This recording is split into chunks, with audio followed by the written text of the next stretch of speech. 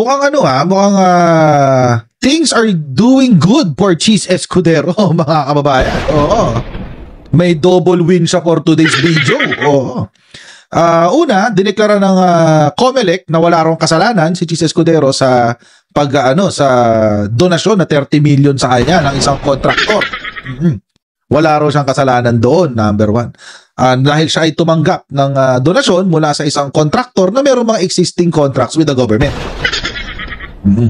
Wala raw siyang wala raw siyang obligasyon o wala raw siyang ginawang mali sa pagtanggap ng donasyon. Number one. Pangalawa, mga kababayan, ay mukhang ginamit niya ang Senate hearing para maglinis ng pangalan sa kanyang involvement sa flood control scam. Una, sige, punta muna natin tong sa COMELEC. Ito kasi sinabi ng COMELEC, mga kababayan. Nakakagulat ito. Sabi po ng COMELEC Department COMELEC Department clears Escudero and the contractor over 30 million campaign donations. Ayan.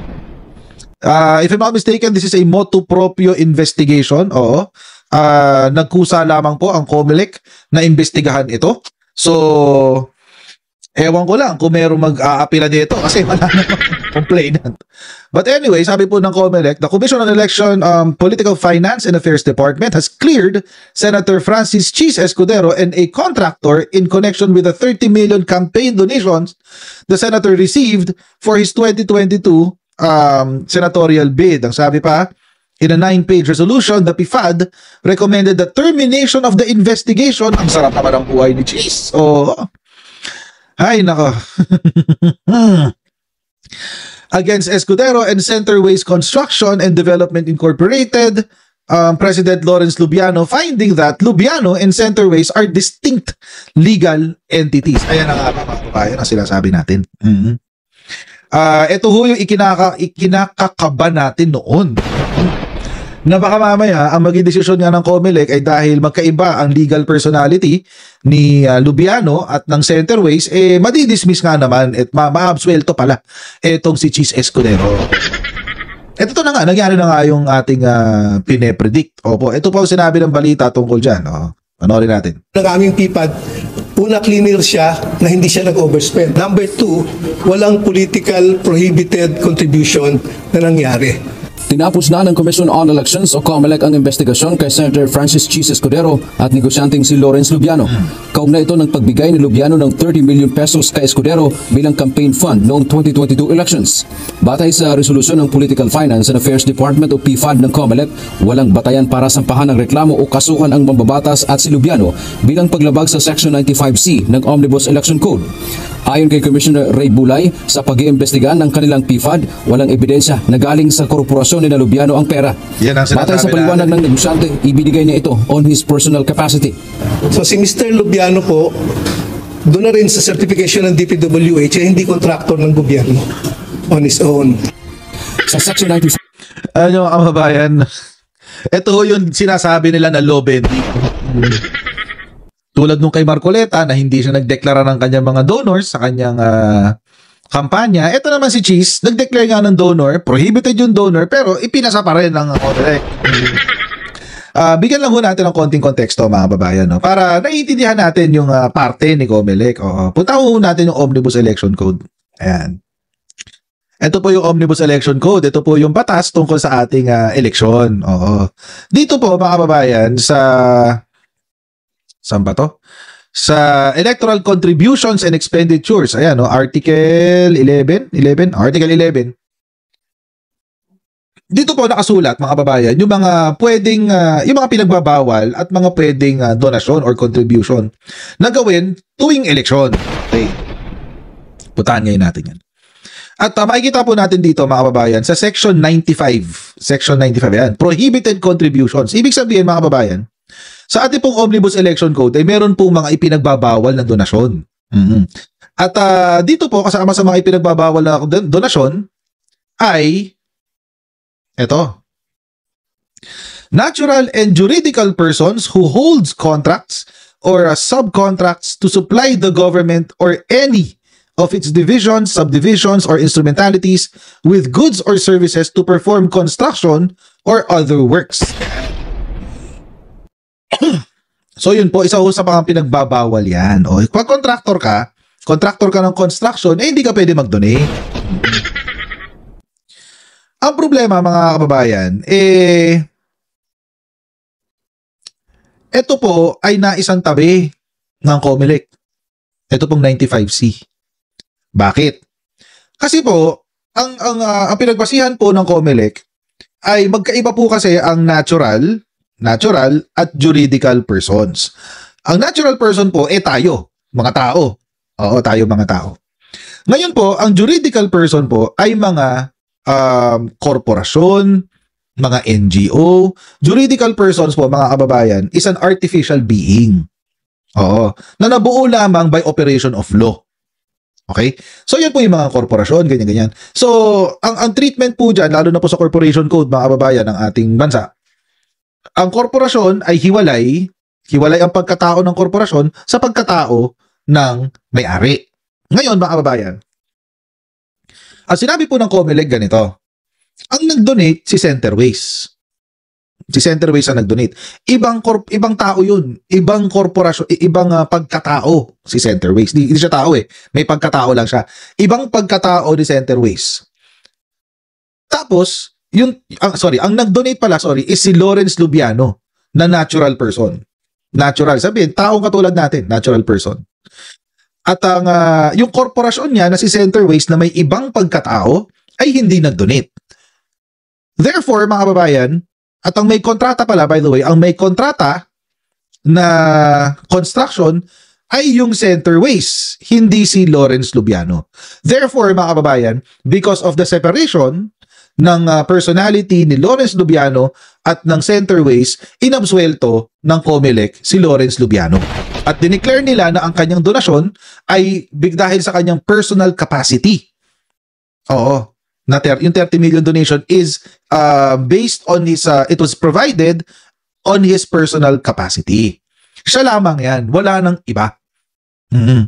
Wala na tayong pag-uusapan. Si Lawrence Lubiano lang yan. Hindi naman siya yung korporasyon. Wala namang kontrata si Lawrence Lubiano na hiwalay sa kanyang korporasyon na siya ay magiging kontraktor para sa gobyerno. Diba? Legal loophole. Pero may problema pa rin yung desisyon ng COMELEC, mga kababayan, kasi tumutok lamang sila sa Section C. 95C. Pero kasi kung babalikan natin yung definition sa Section 95 ng mga prohibited contributions, mababasa ho natin, mga kababayan, itong salita na directly or indirectly. Ibig sabihin, pag may prohibited contribution, hindi ka pwedeng mag-donate ng rektahan or ipapadaan mo sa ibang paraan. Indirectly nga eh. Pag direkta, isabihin si Lawrence Lubiano ibinigay ng direkta kay Chis Escudero. Pwede rin namang indirect na si korporasyon, si Centerways, ipinadaan kay Lawrence Lubiano para ibigay kay Chis Escudero. Diba? Kaya ang weird, mga kababayan, na nakalusot dito si Chis Escudero at si Lawrence Lubiano. Weird ho, mga kababayan. Kasi ang argumento ho ni COMELEC, si Lawrence Lubiano nag-donate eh. Hindi naman si Centerways. So okay lang, walang nalabag na batas. Wait. Sabi po ng Section 95, no contribution for purposes of partisan political activity shall be made directly or indirectly. Tumigil na sila ng investigasyon eh. Hindi naman nila inimbestigahan kung saan nanggaling yung pondo ni Lawrence Lubiano. Di ba may ethics complaint ngayon sa Senado laban kay Chis Escudero kung saan ipinakita niya na kung saan kinuha yung 30 million na idinonate kay Chis Escudero? Ipinakita doon, mga kababayan, na yung 30 million na idinonate kay Chis Escudero ay kinuha ni Lawrence Lubiano sa Centerways. Mga kababayan, meron ho tayong tinatawag na piercing the veil of corporate identity or corporate personality. Ano ang ibig sabihin nun? Kapag ang isang individual or isang korporasyon ay nag-commit ng fraud or any crime, nanloko o nag-violate ng kahit anong batas, ang pwedeng mabura ang paghihiwalay ng may-ari sa korporasyon at sila ay tatratuhin na isang personalidad lamang. So bakit hindi umabot sa ganung level ang COMELEC. They just took the statements of Lawrence Lubiano and Chis Escudero as is. Hindi nila kinwestiyon kung saan galing yung pondo. Panoorin pa natin yung balita. 85C na pinagbatayan ng investigasyon ng komisyon, ang pinagbabawal na donasyon ay kung galing sa isang individual o juridical entity gaya ng korporasyon na may kontrata sa gobyerno at nagbigay para sa kandidato sa panahon ng halalan. Ang depensa ni Senator Escudero, on his personal capacity, nag-donate sa kanya si Lawrence Lubiano. Kami naman po, we're not allowed to interpret the law, kundi strictly i-apply mo what the law says, no? Kaya naman wala nang rekomendasyon na inakyat ang Political Finance and Affairs Department sa COMELEC and Bank sapagkat sa level pa lamang nila ay tapos na ang investigasyon. Sabi naman ni Senator Escudero na pinagtibay ng desisyon ng COMELEC ang kanilang paniniwala sa transparency, honesty at pagsunod sa mga palatuntunan. Nakakadiri si Chis Escudero ngayon, ginagamit niya ngayon. Diyos ko.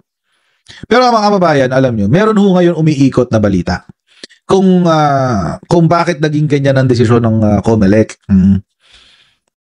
Dahil ho dito, noong 2021 po, mga kababayan, ang abogado po ni Chis Escudero sa kanyang pagtakbo sa eleksyon ay si none other than Commissioner George Erwin Garcia. Ngayon, mga kababayan, to be fair kay George Erwin Garcia, mga kababayan, nag-inhibit siya sa investigasyon na to. Ibig sabihin, hindi siya nakialam. Quote unquote. Oo. Yun yung press release, hindi siya nakialam. Pero let's presume regularity. Sabihin na natin na totoo talaga ang kwento na hindi talaga siya nakialam sa investigasyon na to. Mga kababayan, kung meron man na nakakaalam ng legality ng donasyon na to, siya yun.